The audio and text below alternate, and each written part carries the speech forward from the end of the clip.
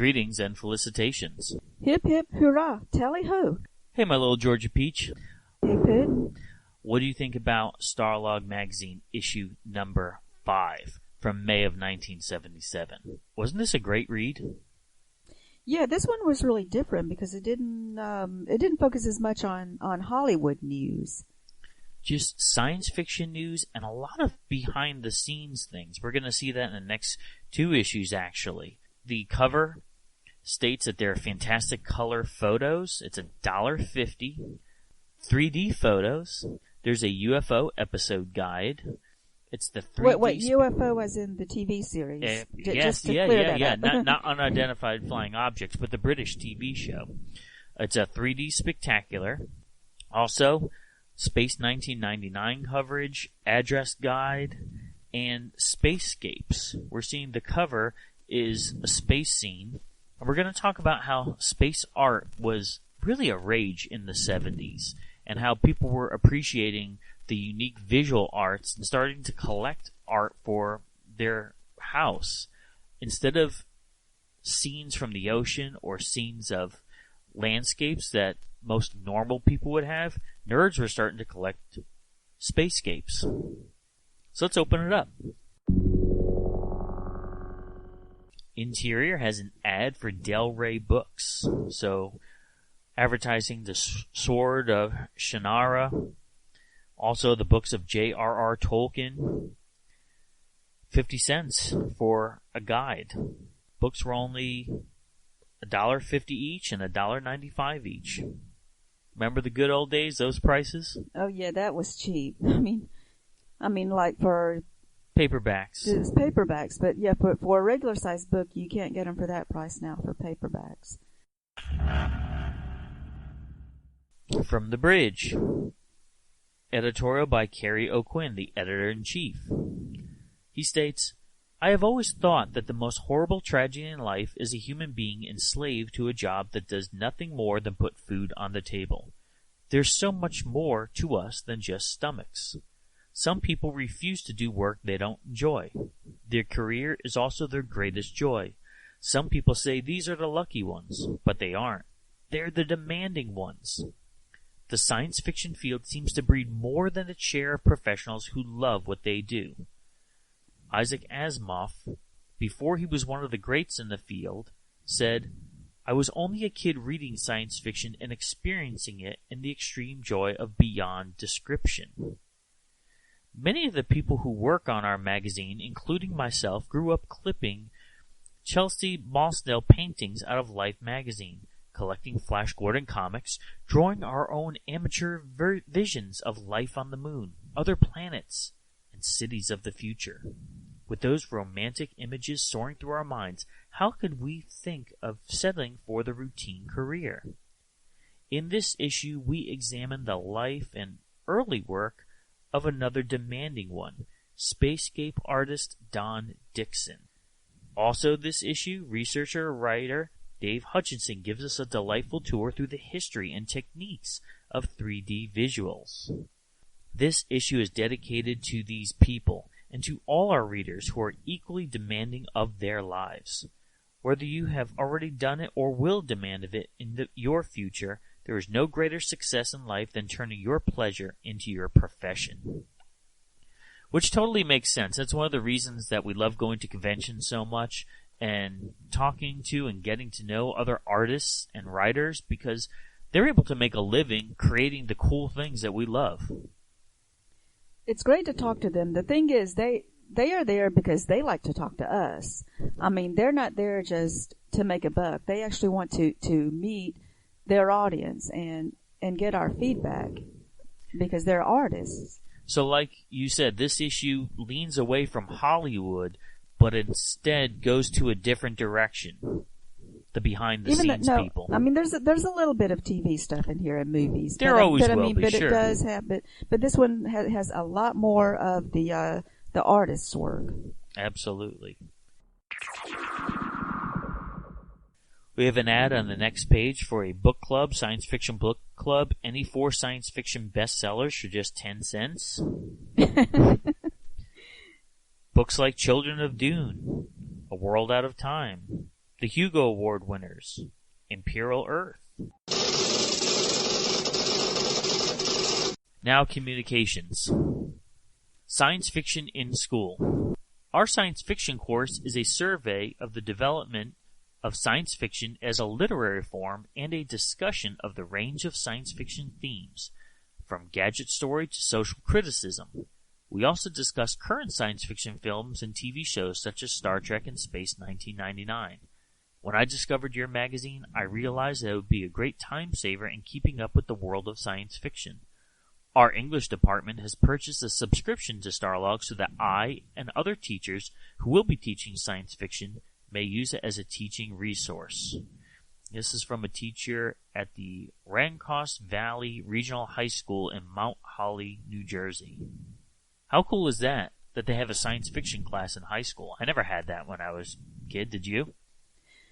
No, that's very interesting. The thing is, at my school, if you look at the course catalog, there was a science fiction class that was described in the catalog, but what someone said was that, like, they just never offer, they don't actually offer the class anymore because nobody ever wants to take it. Apparently, they can't get enough people who are interested to actually offer the class. Interesting. What do you think about this? Praise and perceptiveness. Starlog is, in my experience, the finest, most beautifully put together science fiction reportage magazine that I have ever seen. It blends nicely two sometimes conflicting ingredients, objectivity and enthusiasm for all areas of science fiction. Bravo. In the article Dream Machines in issue number 3, shows the cover to the April 1939 issue of Amazing Stories. The illustration, to paraphrase, foreshadows the non-aerodynamic design of modern spacecraft. Actually, the cover artist was himself inspired not by thoughts of spacecraft, but by a planetarium projector, probably the one at New York Hayden. A close look reveals lens openings and other projector G-jaws, disguised but recognizable. Now, this is Richard Pinney, out of Taunton, Massachusetts. I wonder if it's the Richard Pinney that was one of the creators of ElfQuest.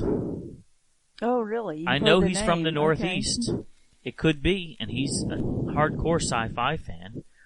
But that was the issue that talked about how science fiction and science fact kind of go back and forth with each other. Because science fiction is built on real science. They try to use it as much as they can. Yeah. I love this one. The Space Beat Goes On. Your magazine is the finest tribute to science fiction ever made. You are helping start a new area of sci-fi. I am a musician and enthusiast for what is commonly called progressive rock. Most of this type of music has a science fiction basis to it. Bands like Genesis, Kraftwerk, and Synergy are some of the most famous. Their material consists of sci-fi lyrics and synthesizer backgrounds. Another typical and extremely famous sci-fi band is Pink Floyd, loved by millions. This is from James Finch from Salmanica, New York. Notice Starlog's comments.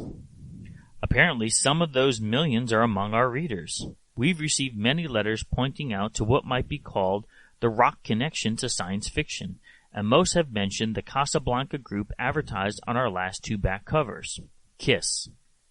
Now, I've been saying that forever. I mean, when I was growing up, if I wanted to talk about comic books or science fiction or all geeky things, it was the metalheads that liked it all. Because you look at, like he said, the lyrics of a lot of bands have the science fiction ties to it. And Starlog started advertising these bands on the back covers. They do. They have something like a Kiss ad on their back cover. Mm-hmm. Angel. I mean, it goes on, and I see the connection totally. And there are rock people into sci-fi. Now I just have to mention Jeff Russo, who wrote the music for Discovery, and he's also in the rock band Tonic. Mm-hmm. So I mean, yeah, there are definite connections there. Oh, absolutely. And this is a 70s magazine, but as time went on, we know the David Bowie connection, but Anthrax made music, and Iron Maiden has songs about Final Frontier and about Dune. So there's a total connection there. Latest news from the worlds of science fiction. Log entries. Space education, places to look. If you're interested in factual information about the space program and other related projects, there's a publication that will keep you ahead of the news. It is the newsletter of the National Space Institute. Again, Starlog is reporting on real-life space and science. I like that blend that this magazine has. They did a lot of that in the early issues. I mean, later on in the 80s, they got into more like where it was all just movies and TV. Yes. But these articles were always interesting about science. And the one that was about heat insulating for the shuttle. Oh, that's crazy. Now, if you look at the picture, it's a gentleman holding a glowing cube. And it was some kind of a heat insulating object that was actually used on the shuttle. And they said it was made by Lockheed, which is actually located in Marietta, which is a part of Atlanta. Interesting. A very well-known space institution there. And they make, airplanes. It's mostly known for making airplanes. Making the new Kong. I love this massive picture of King Kong destroying New York Harbor. And it talks about the new book, The Creation of Dino De Laurentiis' King Kong. Fantastic movie. And yeah, so there's it's one of my favorite expressions of King Kong of all time. Dino De Laurentiis is also a known Hollywood director. He also did the Flash Gordon movie in the 80s. He sure did, yeah. Twin 20th releases for sci-fi fans.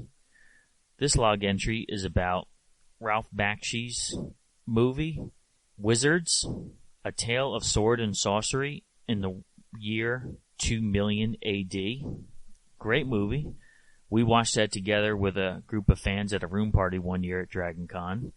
And also, this is really interesting. The article states that Wizard is the warm-up in preparation for Bakshi's next project, a 10-year, 3-film animation of the Lord of the Rings trilogy. Now, we know that fell through, that he never completed the trilogy. But man, I wish it did work out. A 10-year Lord of the Rings animated trilogy. About these old magazines, you look back and think, well, oh gee, I wish they could have done that. Yeah. I mean, yeah, you're reminded of all this stuff that you might have heard about back then that was in the works, but it's like, oh well. They did do other animated Lord of the Rings, but not that. Correct. Yeah. 20th Century's live-action release is the much-delayed Damnation Alley, now officially retitled Survival Run.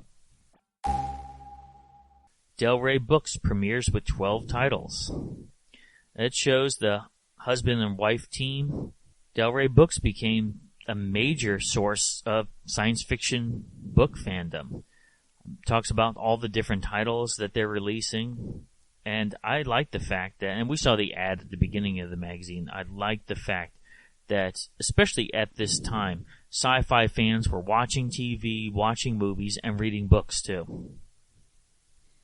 Well, the books are, I mean, that's really the roots of sci-fi. Sure, absolutely. The old science fiction books by Heinlein and Frank Herbert, and Asimov. Going back to pulps, of course. Yeah, even the older ones. Mm-hmm. Sci-Fi Academy presents 1976 awards. The Academy of Science Fiction, Fantasy, and Horror Films has announced its Golden Scroll Awards for 1976. Amongst the winners and recipients are Logan's Run for Best Science Fiction, The Holes for Best Fantasy, Burnt Offerings for Best Horror, and King Kong Special Award. War in Space. It was recently disclosed that 2 Soviet hunter-killer satellites have been launched as a test and returned to Earth within the same day. PAL explains new Time Machine film. Back in 1960, MGM released The Time Machine based on the H.G. Wells classics. The George Pal production starred Rod Taylor and Yvette Mimieux as a time traveler. Now, PAL is trying to produce a sequel, tentatively entitled The Time Machine Part 2. Attacks on Commercial television. The PBS special, Critique on Commercial Networks, You Should See What You're Missing, which aired November 26, 1976, made a number of interesting points, primarily that commercial television is not for free. That is so true. New Harryhausen Sinbad epic. In cooperation with Columbia Pictures, are back with their third Sinbad adventure, this time entitled Sinbad and the Eye of the Tiger. Now, I love these movies. The Sinbad movies were, I always viewed it as a prequel to Clash of the Titans. I was so young at the time that I knew visually what they all look like, and it looks very similar. Incredible stop-motion production. They could do, they had their own way of doing the special effects back then. They were incredible. I loved them. And it was still good. You can still go back and watch it and see some of the realism in it. When Rights Collide. Starlog number 1 reported a joint production by Universal and Paramount, which would remake the 1951 George Pal movie, When Worlds Collide. Latest information indicates that the upcoming feature will bear little resemblance to the film whose famous title it will use. On page 13, we have a notion of future conventions. So when we say that Starlog was our internet, this is one of the reasons why we say that. Conventions such as Arcane 2 out of York, Pennsylvania. Lunacon 77 out of New York. Space Odyssey Ithaca AlphaCon out of Ithaca, New York. WesterCon 30 out of Vancouver, British Columbia. RiverCon 3 out of Louisville, Kentucky. SunCon Science Fiction out of Miami Beach, Florida. And StarCon San Diego. Feature article, 3D strikes again, and again, and again. Another article about 3D films, because you remember back in Starlog number 4, there was a big article about 3D films of the 1950s. Yeah, and it was interesting in the other article. So this one continues it, and it says a lot of stuff. Yeah, and if you're really technical, then this is for you. That goes into a lot of the technical stuff about how 3D films are made. And there are actually different ways to make 3D films, and so this describes different ways to make them. And some of them were more successful than others as far as how well it came out and how well it did in the movies, or how good the visual effect was when people were watching it. Yes. And it actually has little workshops that you could put together to make things such as, before reading this article, I didn't realize that there are so many different methods, such as the cross-eyed method, the drift method, the mirror method, the stereoscopic motion pictures, the eclipse system. We're most familiar with the red and green separation. I think that's the most iconic version. Yeah, you just have the glasses. One lens is green and one lens is red. And in fact, even before you put the glasses on, you're looking at, because I remember I just had a poster and everything. It was a white background and all the pictures were drawn in a red or a green outline. Yes. And so we have lots of samples of this here, and it came with 3D glasses, so we're able to look at that. It even gives you ideas on how to make your own 3D photography.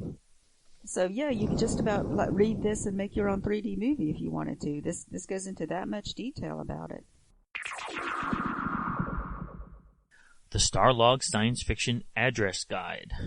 Now, this is a guide of all different studios and the productions that the studios have going on. So it has the addresses of ABC Studios, Irwin Allen Productions, 4-Star International. It goes on and on. I would love to have had this back then.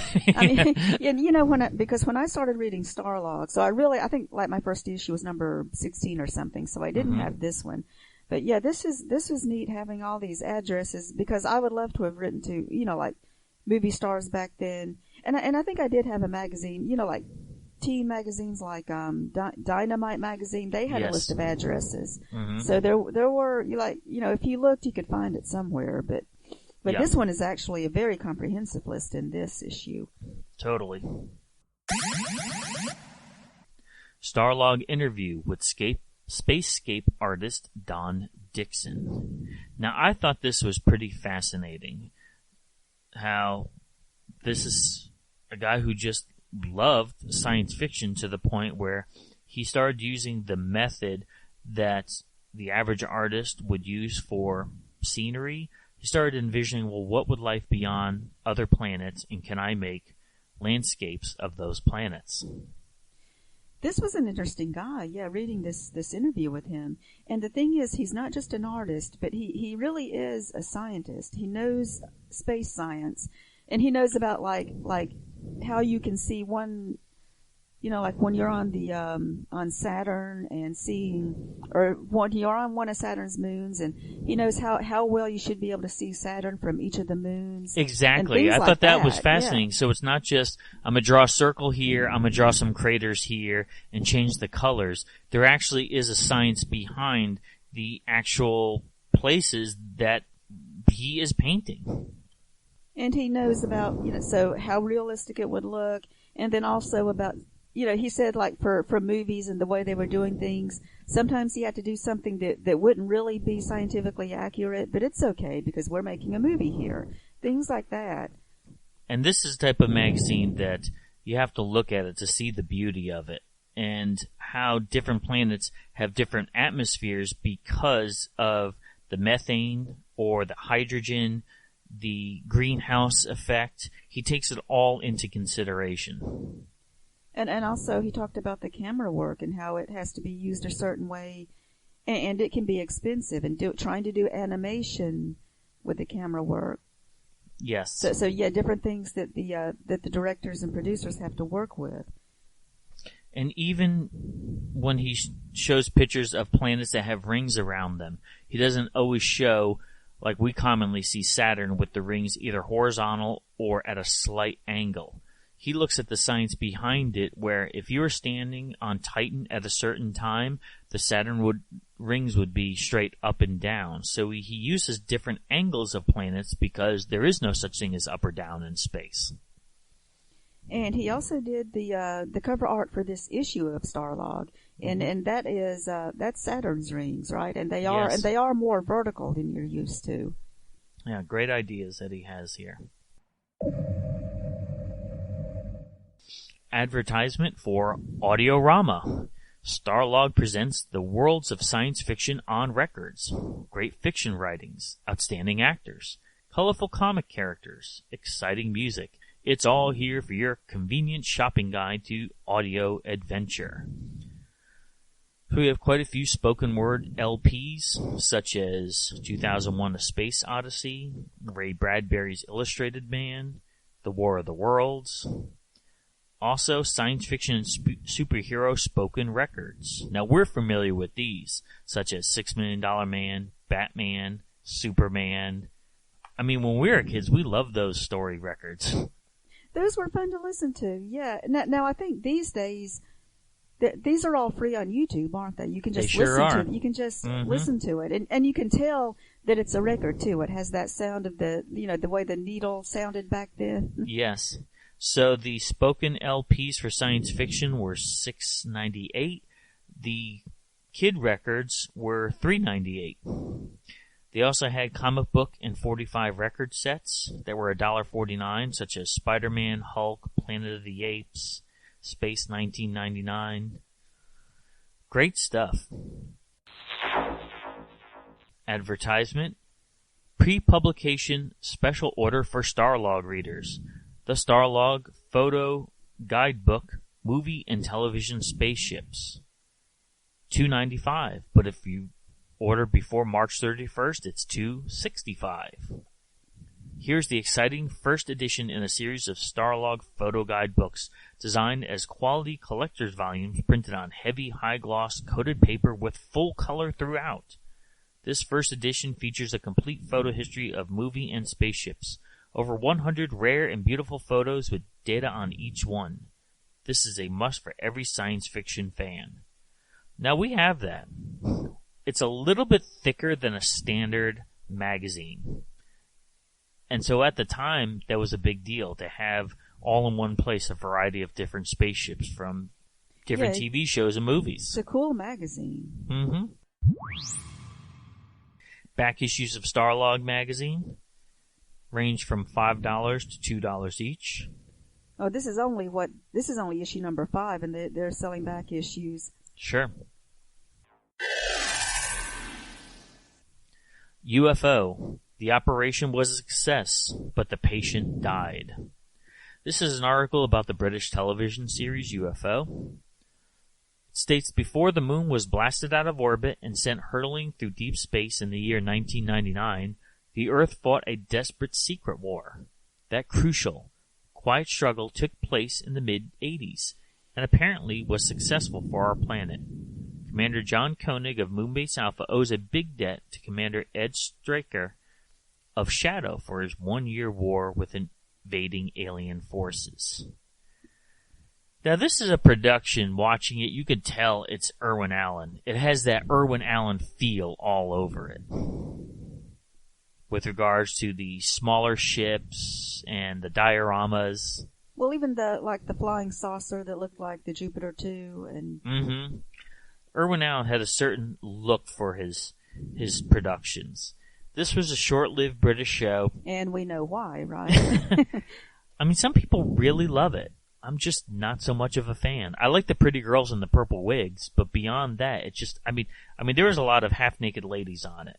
But beyond that, it was a hard show for me to watch. Well, it was very colorful, and it had great visuals, and it seemed to be, more for visuals. We didn't care as much for the stories. It was, I mean, it must have been entertaining to someone at the time, but it really didn't. It didn't last long, though. Not at all. And this has a complete episode guide, which I love looking at these Starlog episode guides. I mean, the plots really sound interesting when you're just reading it there. You're just reading a summary, and you go, "Oh wow, wouldn't that be neat?" And then reading some of the actors, and some of them you might be familiar with, and you go, "Oh, look who was in it," and you might want to see it just for that one person. Speaking of episode guides, goes into the Space 1999 Season 2 episode guide. This continues on with the episode guides because we know that Season 2 was currently running on TV during that time. So episodes like the Lambada Factor, the Immunity Syndrome, the Return of the Dorcons. They took a Star Trek episode name. They sure did. But I didn't dislike Season 2 as much as some other people did. It was a different feel. It was a little bit more action and adventure instead of being so cerebral. They changed a lot. They sure did. But you liked that shape changer that they added for Season 2, right? Yes, I liked Maya. Mm-hmm. But isn't it just great, though, that Starlog had these episode guides? Because, and I loved those. I loved seeing those for all the shows. I mean, we didn't have any other place to get those. This is the IMDb. Yes. Right? Cancellation. Now, here is the announcement. As we go to press, there is no word on a renewal of Space 1999 for the third season. The conflict rages. Starlog probably receives more mail concerned with Space 1999 television series than any other subject. Some readers are widely complimentary, while others are just as negative. Without question, the show is controversial. Hey, isn't that true with virtually anything? Yeah, it is. Another advertisement for Cereal World. And this is a company that sells magazines that dealt with the old black and white cereals. $6 for 4 issues, $1.50 for a single issue, out of Madalena, Minnesota. Star teasers. We have a variety of puzzles and classifieds. I love looking at old classifieds, such as Forbidden Planet, ID Monster, color 8x10. You can order this out of Sylmar, California. Still things. Movie posters, press books, stills, programs, star portraits. $1 for a giant catalog out of Conshohocken, Pennsylvania. Discounts on weekly early comics, movie posters, and back issues. The Abyss out of Grand River Avenue, 2 blocks west of 6 Mile in Detroit, Michigan. Starlog visions showing artists' conceptions of the space antenna, and how we're still looking for life on other planets. So they had it wrong about a moon base, because they thought that by, I mean, we're in 2020 now, so of course back then they just thought that we would advance so much more scientifically that we would have a base on Mars by now. Yes. And it talks about man's first attempt at broadcasting the existence to the rest of the universe with this small plaque attached to the Pioneer 10 spacecraft. Due to the trajectory, there is no serious possibility of its coming close to some life-supported world for the next 10 billion years or so.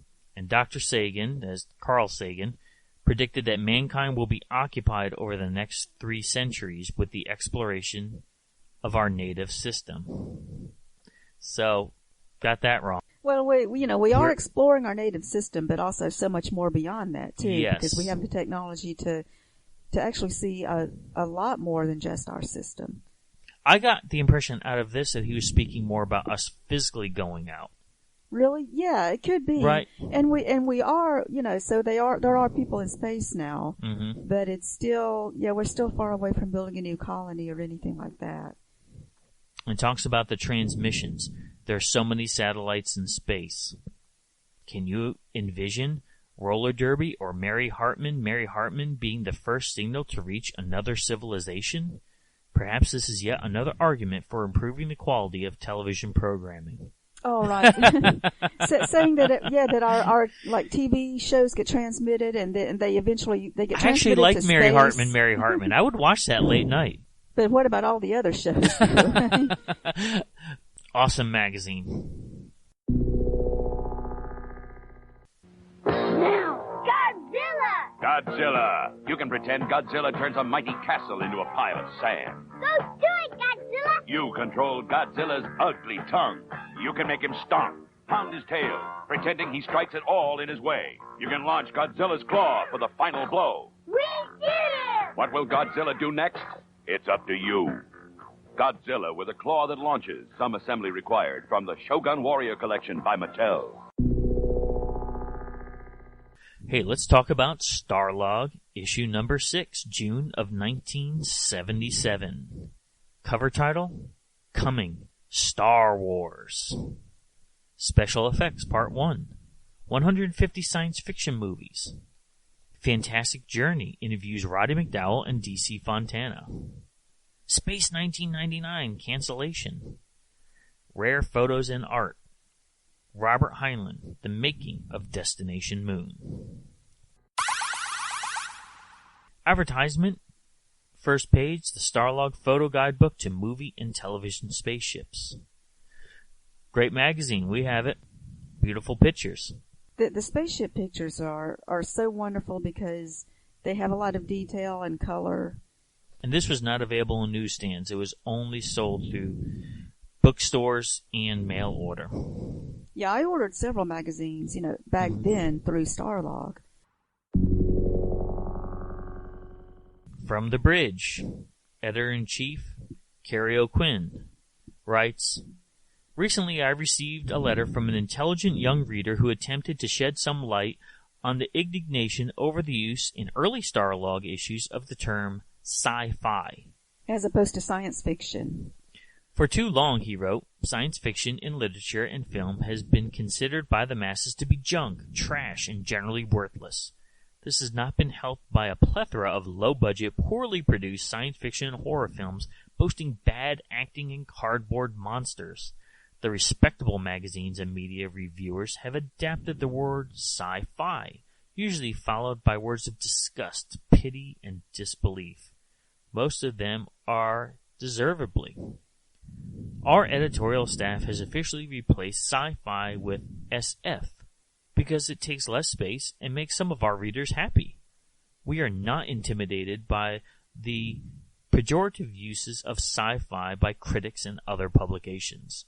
While most of our readers use sci-fi as affectionate slang, it is true that the term is often used in a negative way, and also true that the field of science fiction frequently suffers from a bad reputation. We don't intend to debate the roots and meanings of slang terminology. That isn't the point of this letter. We do lament the fact that respectable magazines can make us feel uncomfortable with certain language when we talk about it in our own field. We resent the fact that science fiction's reputation has such power over those within it.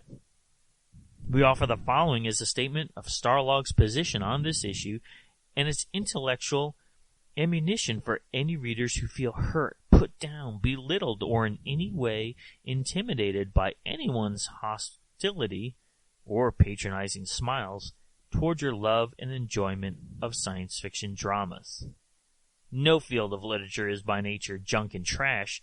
There's a good work and bad work within each field. There are hundreds of bad love stories written and published each year, but they don't give the entire field a lousy reputation. A field is judged by its potentials, not by its lowest representatives, and the science fiction field has superlative potentials. Now, what do you have to say about that? I mean, the term sci-fi, like, no one argues about it now. This was like, in 1977, it was an issue. Yeah. So it must be like Trekkie and Trekker, something that people want to argue about. You need to use one because the other is disrespectful. So, I mean, I'm glad they got past that thing, back then. But yeah, I never thought it was disrespectful. Just to, we use the term sci-fi because now we have the Sci-Fi Channel, and it is spelled where you would pronounce it sci-fi. No doubt. Communications. Star Wars. I've just finished reading Star Wars by George Lucas, and I remembered reading in Starlog that 20th Century Fox was making the movie. Can you please print an article on the special effects of Star Wars and perhaps a few stills from the movie? Keep up the good work. Dave Faines out of Toronto, Canada. Starlog responds by saying, "We're beginning its coverage of Star Wars in this issue, and will continue with a full-scale spectacular in issue number 7, including the scenes and photos and, of course, lots of color." Star Wars book came out months before the Star Wars movie. Yes, and people were interested in it. That's crazy to think that. The thing is, so there was an article. They're saying there's an article in this issue about Star Wars, but they didn't really put it on the cover. Like they didn't really hype the Star Wars movie because they didn't.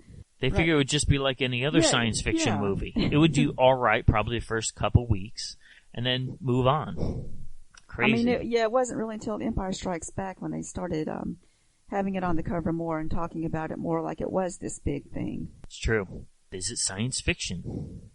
I happened to come across of Starlog number 3 the other day, and having gone through it with a fine-tooth comb, I must tell you that this issue comes pretty close to being one of the most entertaining and satisfying mags I have seen, and after a few years of reading the genre.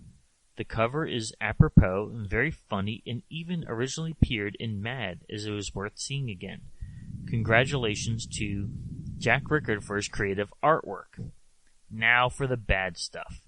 Although Tom Rogers' articles on science fiction movies for TV was acceptable, I disagree completely with his including Dr. Jekyll and Mr. Hyde and Frankenstein as examples of science fiction. Science fiction, to my mind, usually deals with either futuristic visions of our own planet or extraterrestrial adventures. Now, let's talk about that because I've been saying for a long time I don't consider Dr. Jekyll and Mr. Hyde a horror movie. And science, and one of the first what's recognized as science fiction novels is Mary Shelley's Frankenstein. It is something that's hard to define. I mean, people have their own ideas about it. I would like to say science fiction has to be scientific, has to be science in a way, but it's a fiction. But I mean, and both of those fall in that category. Animating a man through the science of using electricity is science. But it's fiction. It is, but I guess because we see it more the movie versions of these things. The movie made it into horror instead of science fiction. But the two things do not have to be mutually exclusive. But some people kind of see it in their minds as if it's a monster, it's not science fiction. What do you consider Alien? It's Right, horrifying it's about- science fiction. I mean, we see the genres within time especially are going to blend and overlap. They do, and yeah, something does not have to be one or the other, but some people still, because some people are going to catch on to it more as being one type than the other. It's true. But Alien is something that, I mean, in my mind, it's different from science fiction because I when I was younger, I tended to stay away from horror, from anything that was scary. So I wouldn't have watched Alien. I would have said that's a horror movie, whereas I would have seen something like Star Wars that is more what. And of course, and people will argue about whether or not Star Wars is science fiction too. But on the space surface, fantasy, you think, of course. I mean, so there's subgenres of horror. There's subgenres of. I mean, what do you call The Boys? We love the TV show The Boys that's on Amazon. Probably fantasy. Would you call it a superhero? Because none of them are really super in the way that they act behind the scenes. Yeah, you would have to call. Right? I mean, I would say superhero, but then with a twist. And there's right? horrifying scenes in there. And it is it's very violent. Yes. Coming soon. Besides more articles on Space 1999 and Wonder Woman, how about some articles and episode guides on some of the children's science fiction shows like Land of the Lost and Ark 2? Older shows like Voyage to the Bottom of the Sea, The Time Tunnel, and Land of the Giants are popular too. My appreciation of science fiction has developed slowly but steadily, and your magazine has helped to intensify this appreciation. Janet Rosfeld, Philadelphia, Pennsylvania. Hey, we love Land of the Lost. Didn't they have some? Well, I mean, they do have articles on it lately. Yeah, I could see her point. A lot of these shows, great stuff. They respond saying, each day our office mail brings hundreds of requests for favorite TV shows and movies, and yet at conventions some fans actually ask us what we'll publish in Starlog when we run out of shows to cover. The answer is we will never run out. Never. And eventually we'll cover every science fiction drama ever produced. Along the way, hopefully, we'll intensify many appreciations by introducing our readers to science fiction they never dreamed existed. Now, that is true. There's so much material, and we learned about certain science fiction films and TV shows because of Starlog. I never knew a lot of this stuff existed. And that's the reason we love this magazine. And yeah, and they do take people's requests. I think they do. They did wind up talking about a lot of other shows. And I love how they, even when it's like in the 70s and they go back to talk about a 60s show or a 50s show, they talk about the older shows too. Absolutely. Latest news from the worlds of science fiction. Log entries. Future Cop. ABC Television has bought 6 segments of Future Cop, a new science fiction television series whose pilot aired last year. The show will be presented irregularly as a series of specials on various weeknights over the next few months. Golden Scroll honors Arkoff. The Academy of Science Fiction, Fantasy, and Horror Films presented its Golden Scroll Awards for 1976 at a ceremony honoring Samuel Z. Arkoff, President and Chairman of American International Pictures. Mr. Arkoff was honored with the Academy's Life Career Award. The presentation was made by George Pal. MGM's Logan's Run netted 8 awards, including Best Picture. Best Actor was split between David Bowie, from The Man Who Fell to Earth, and Gregory Peck, from The Omen. Blythe Danner was honored as Best Actress for her performance in Future World. Star Wars. Scheduled for its release this June is a massive, sprawling spectacle of galactic repression, rebellion, and intrigue, featuring robot, human, and alien heroes, a captured princess, larger-than-life villains, and ancient mysterious technique for working one's will known simply as the Power. There are also more spaceships of different designs and function that have ever appeared before in one film, including a planet-sized battle machine aptly named the Death Star. Pictured on this page are 2 pre-production paintings that can only start to suggest the scope and action of this grand-scale space opera. So some of that changed, we know, like calling it the power instead of the force. Mm-hmm. And these are Ralph Mcquarrie paintings, which when I was a kid, I had a Ralph Mcquarrie portfolio that my mother bought for me, and I loved it. It showed Luke in scuba gear, and this is one of the paintings. It shows stormtroopers holding lightsabers and shields. wow, so some ideas changed, but it's a beautiful picture, though. Mm-hmm. NASA scientists ready for more. The highly successful but inconclusive Mars Viking mission has served to whet the appetites of Earth scientists. The Viking orbiters and landers provided them with all sorts of surprising and puzzling information and has left them champing at the bit for a follow-up program. Blood City. Being ready for release is producer Marilyn Stonehouse's Blood City, the science fiction drama scripted by Michael Wendler and Stephen Schrenk is set for a violent western town.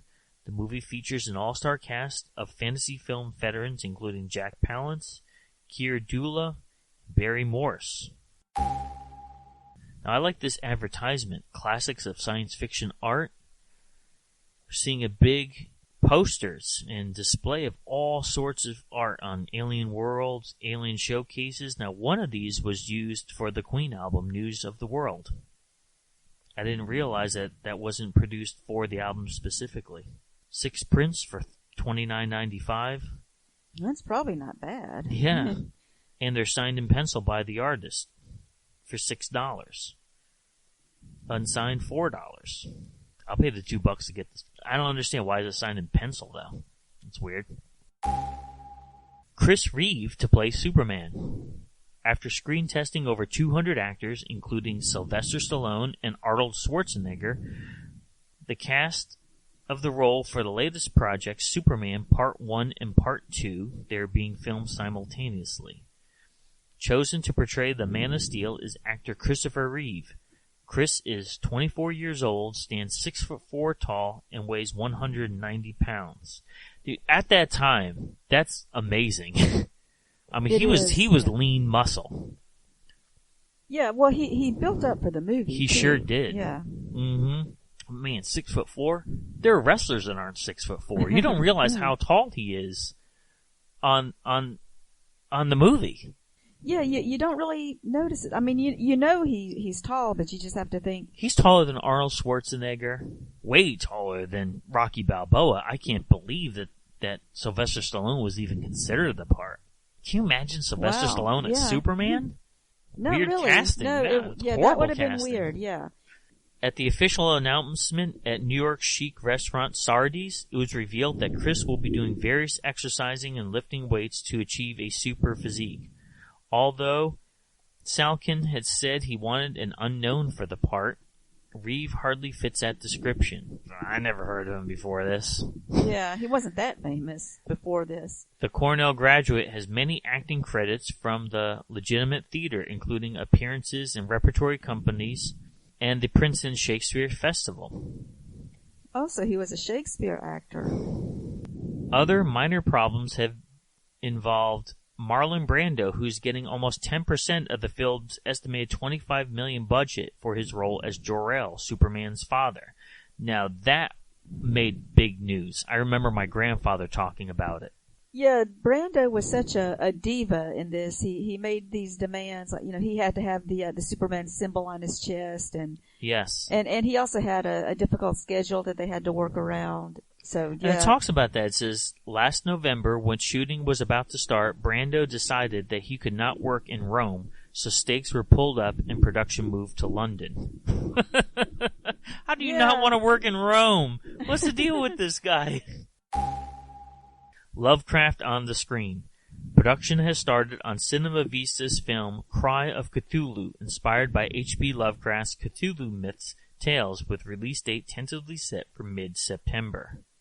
Okay, I never knew anything about this. I don't even know if it came out.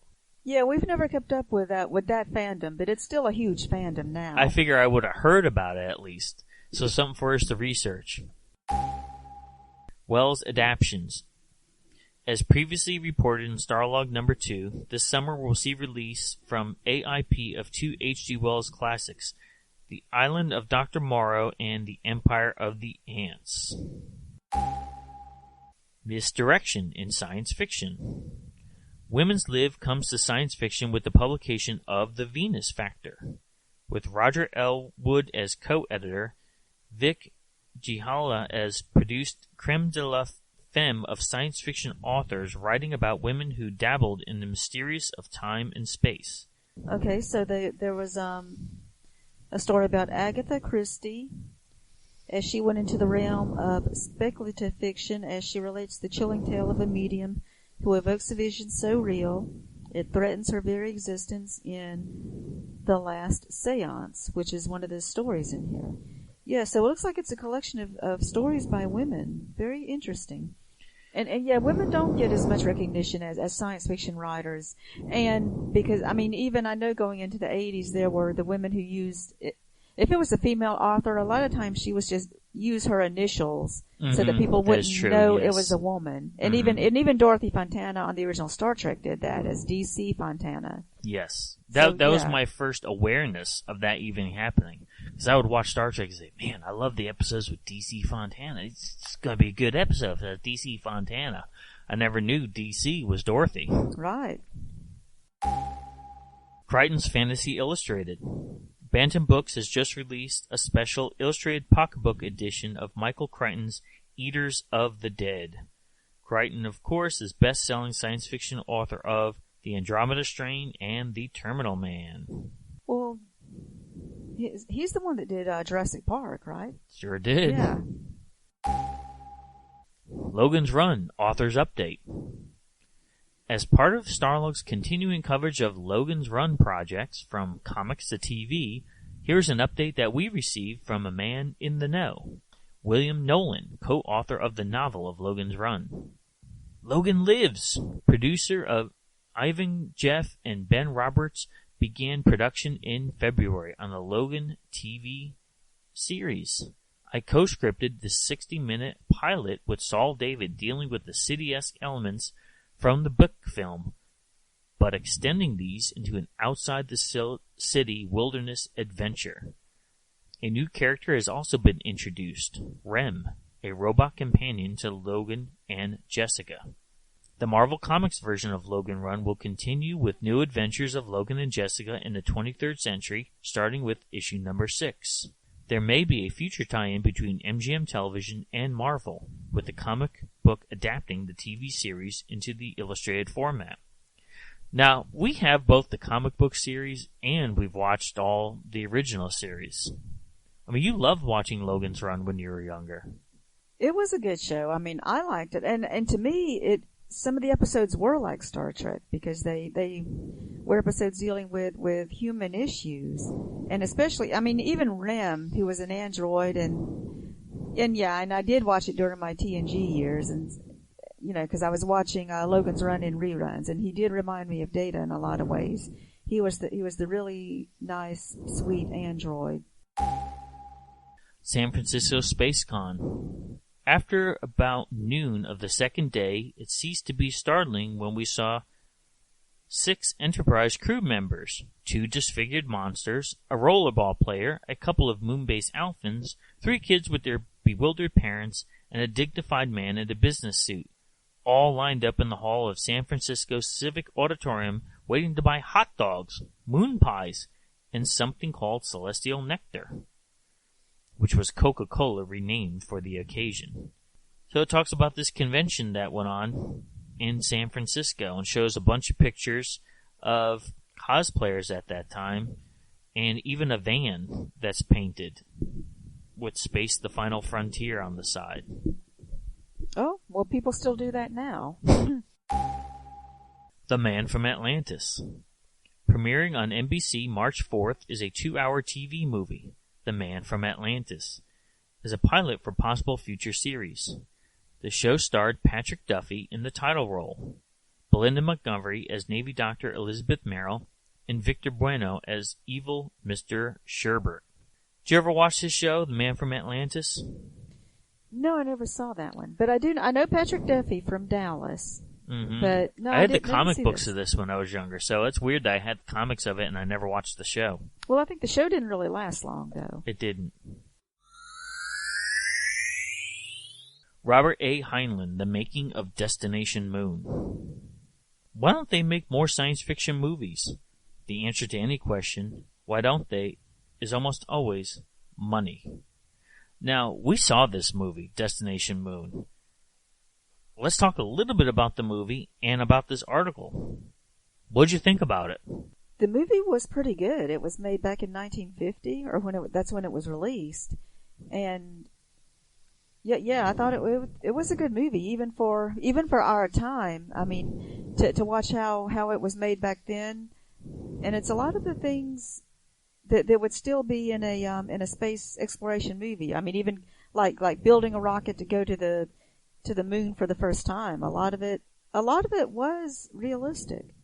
Sure thing, and that's what this article talks about, is the struggles, especially in 1950, trying to film something where the sets weren't readily available. Well, this article in here was actually written by Robert Heinlein, and he's talking about his experience in trying to get this movie made. It was based on a book of his. Mm-hmm. What were some of the highlights from the article that you appreciated? Back then, it was just harder and more expensive to do the visuals, because now we can just do CGI, and we can make it look like anything we want. And back then, it was harder to get the look of it right, going to the moon and having it look that way, or even just being in space, showing their little capsule in space. It was very difficult then. This is one of the pioneers of science fiction movie making. Just simple things that we take for granted, such as rotating cameras. This is early pioneers of movie production. Were able to do that and make it somewhat believable for the time. And they did a good job. You can see the movie now and see like how well they did. It holds up pretty well. And it says they had a special effects man, Lee Zavitz. It wasn't a special effects team. It was one guy doing the special effects. So I give him credit for what he had to work with. And having to do the shots of the people in space when they had to leave their ship and go outside. I mean, those were good visuals too. They pulled it off. Totally. Starlog on the set interviews the cast and creative crew behind The Fantastic Journey, a science fiction fantasy.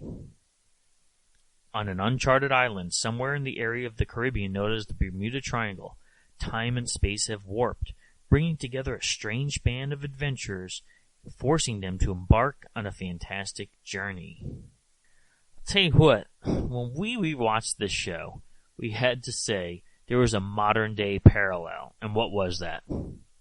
What? Lost. Absolutely. I mean, the premise is a boat went out to sea in the Bermuda Triangle, got lost, and appeared on this mysterious island, with a lot of random things happening. It was very strange. Yeah, so Lost was about a plane crashing on an island. So this one had a boat that wound up on an island. But yeah, the people walking around and trying to figure out what's happening, and it also involved time travel, and they met a mysterious person there who became their friend and helped them on their journey through these episodes. The show actually was produced by Bruce Lansbury, who did Wonder Woman. Mm-hmm. And the guy that was the strange visitor they met in the first episode was played by Jared Martin. And I know him from Dallas, so, I mean, twice in one Starlog, we have Dallas connections. I know. well, not only that, but also this show had, Susan Howard, who was on Star Trek, and she was also on Dallas. And then Ike Eisenman, who was on Star Trek. He was on this show when he was a kid. So we find out. But he was most known for Escape from Witch Mountain and the Witch Mountain movies. So he was a child actor, and even he was still pretty young when he did Star Trek too. Mm-hmm. Oh, and this show had Dorothy Fontana, who was a writer from Star Trek. One of the stars of the show was Roddy McDowall, but he wasn't on the early episodes. He came in later. Yes, they must have needed to add something else to it. There was a ton going on. Yes. And dealing with time travel, we know that time isn't linear, so they explored that even more so. And Roddy McDowell comments saying, because we know him from Planet of the Apes, he said, for instance, in Apes, I never thought about these characters as anything but another aspect of a given human being of given circumstance. The same in relation with this project. The character I play is just a man in this certain area, reacting to it with as much normalcy as the time as possible. The fact that the science fiction makes it bizarre, that's interesting. Then it isn't just an everyday situation. One of these things, I guess, about science fiction is that it appears interesting because it's larger than life. It's like doing a fairy tale on a larger-than-life situation. The whole idea is fascinating. The idea of people walking around in different time zones. A rather bizarre arena. Much more interesting than sitting around the table at the same house. It's titillating. I don't know about it titillating. Well, I mean, at least he was interested in the job that he had. He was, yeah. Absolutely. But we were kind of not as impressed. It seems like these episodes ran pretty long. I mean, we're watching them without commercials. Yeah, I could see why this show really didn't last. Right, it didn't last long. It was kind of slow. Even though it had all this going on, but somehow it was so confusing, it wasn't really enough to keep you interested. Speaking of her role in the Fantastic Journey, Katie Saylor said, "The thing that I find so amazing is that my biggest catches in the business seem to be parts that are a little bit bizarre, not just your everyday part. Why? Do you think I'm weird?" Oh, she's saying, like, why does she keep getting these weird parts? Yeah. Do I look weird? Now we have another special section pullout, the Starlog Science Fiction Address Guide, that is motion pictures.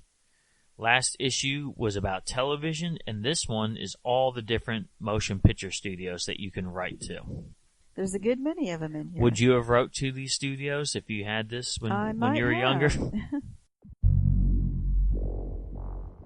Moonbase Alpha ceases operation. After months of waiting, wishing, and hoping, we'd finally gotten the word from ITC. As we go to press, there are no plans for the production of the third season of Space 1999. The sets, models, and costumes for the show have already been put into storage. Nick Tate is back in Australia working on an adventure movie. Both Barbara Bain and Martin Landau are in the process of considering various movie roles that have been offered to them. Oh, I love Space 1999. And this article also said that if you like the show and you want it brought back, write a letter to them. Mm-hmm. Which I thought was interesting. It's like the writing campaign that saved Star Trek. Totally. Starlog presents the magical techniques of movie and television special effects. Part 1, the use of miniatures. Now, this article is heavy on photography, and we're seeing photographs of all different science fiction, from Flesh Gordon, which is strange that they'd put that here, 2001: A Space Odyssey, various UFOs from different movies, such as When Worlds Collide, and then it's a focus of miniatures and how expensive it is to make miniatures. They actually say it's the most expensive type of special effect is using the miniatures. And that's interesting because, yeah, you can see it, they're called miniatures. They're very small, but you want them to show large on the screen. So those small things have to be very detailed. And it talks about the need for correct scale. And that's another time-consuming area, is they have to make sure that the people that are in association with the vehicles or the landscapes are of the proper scale. So just calculating takes time as well. And it was interesting what they said about water. It's hard to use water with miniatures because there's water droplets, and those things you can't really change the size of unless you do camera tricks. But physically, you can't fix that. So you zoom in on it and it's going to look way too big. Absolutely. And also perspective. When we see miniatures, they also have to be filmed at a certain angle, and there has to be room made for the camera with that. And it shows the different, you have to have different sizes of ships for different scales. And it uses the example of War of the Worlds. Some of the ships were massive, and some were much smaller. And it shows that back in the 1950s, that it took up the bulk of the budget for some of those older films, because you have to get technicians who really know what they're doing. So we could appreciate that. Magazine closes with the mysteries of the darkened sun. Eclipses, right? Exactly. How that in effect over the years people couldn't figure out what that was, but we know the science behind eclipses now. And it was saying that now you kind of like, we know an eclipse is coming and they kind of celebrate it. They even used to have eclipse cruises, which I don't know if they have now, but it was an interesting idea. Sure is. Magazine closes with an advertisement of Angel, Casablanca Records band. So if you look at the Angel logo, it says Angel, and here's the cool thing about it. Look at it upside down. It looks the same. Exactly. Right? It's a mirror image logo. Okay, and Angel is the name of what, a rock band? Yes. They were supposed to be the anti-Kiss. Okay. So Kiss was all black, and they were all white. Yes. But they never really went anywhere. I met Punky Meadows at a convention, and the lead singer, I can't remember his name, and I brought this issue of Starlog to them, and I said, do you have any stories about you being on the back cover of Starlog? And he looked at it, Punky said, I never heard of this before. I don't know anything about this. This is something the record company did. I guess Casablanca, they knew Kiss was into science fiction, so they figured we'd piggyback off of their success. Yeah. And Casablanca, again, that's the name of the record studio. Mm-hmm. Okay. Or the company. Okay. Yeah.